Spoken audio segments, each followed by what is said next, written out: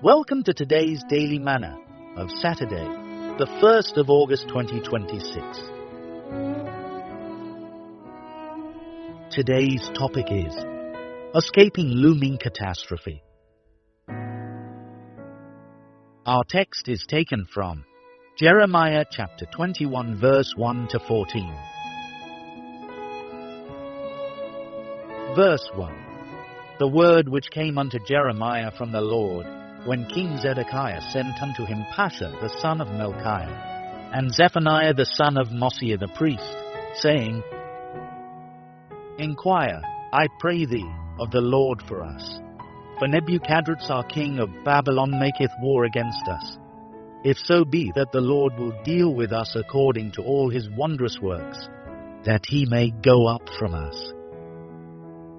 Then said Jeremiah unto them, Thus shall ye say to Zedekiah, Thus saith the Lord God of Israel, Behold, I will turn back the weapons of war that are in your hands, wherewith ye fight against the king of Babylon, and against the Chaldeans, which besiege you without the walls, and I will assemble them into the midst of this city. And I myself will fight against you with an outstretched hand, and with a strong arm, even in anger, and in fury, and in great wrath. And I will smite the inhabitants of this city, both man and beast. They shall die of a great pestilence.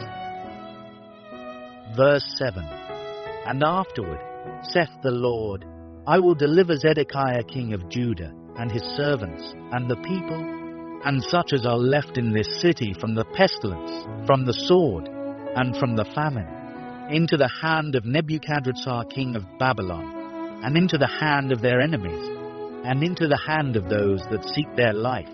And he shall smite them with the edge of the sword. He shall not spare them, neither have pity, nor have mercy. And unto this people thou shalt say, Thus saith the Lord, Behold, I set before you the way of life, and the way of death.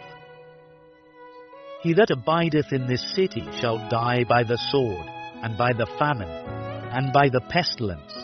But he that goeth out, and falleth to the Chaldeans that besiege you, he shall live, and his life shall be unto him for a prey.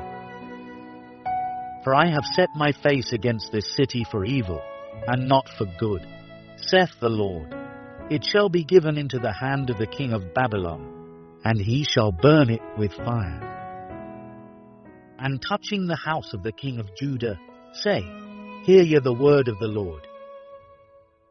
O house of David, thus saith the Lord, Execute judgment in the morning, and deliver him that is spoiled out of the hand of the oppressor, lest my fury go out like fire, and burn that none can quench it, because of the evil of your doings.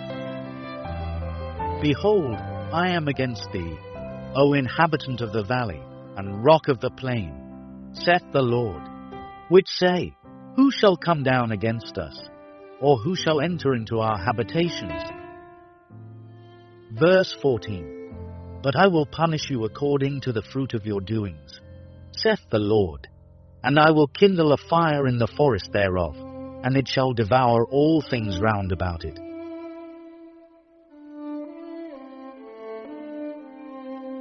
Key verse, Jeremiah chapter 21 verse 4 to 5.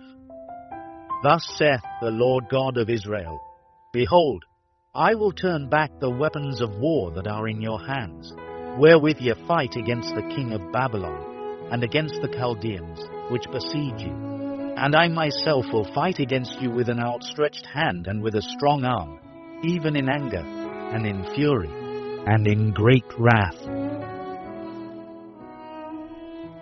What would make a loving father to give up on his biological son? Zedekiah was the reigning king when Jerusalem fell to the Babylonians. He had tried to overrun the invading army of Babylon, but his attempt was not approved by God. When the people sought divine help, Jeremiah made it clear to Zedekiah the king, Thus saith the Lord God of Israel, Behold, I will turn back the weapons of war that are in your hands, wherewith ye fight the king of Babylon. In other words, God's answer was an emphatic no. Consequently, the 2 sons of Zedekiah were slaughtered before his eyes by the Babylonians. His own eyes were blinded, and in painful humiliation, he was led away in chains to Babylon, where he died later in exile. The underlying spiritual cause of the fall of Judah and Jerusalem was not so much due to the superior military might of Babylon as to the effect of God's decree against the people because of Manasseh's sin and Judah's apostasy. God never excuses unconfessed sin. He judges and punishes it. There are those with the misguided mindset that God winks at sin and that grace covers all acts of impropriety. How catastrophically wrong such warped souls are. You can't ride roughshod over his son's painful death on the cross and expect a soft glove treatment. Those who repeatedly reject God's clear reproof and warning, who despise his chastening and correction, run the inevitable risk of excluding themselves from his grace. There is no more plea for mercy when once God's grace is abused and rejected.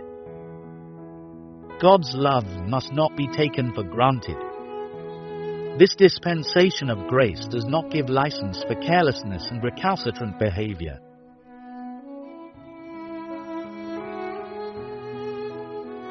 Thought for the day.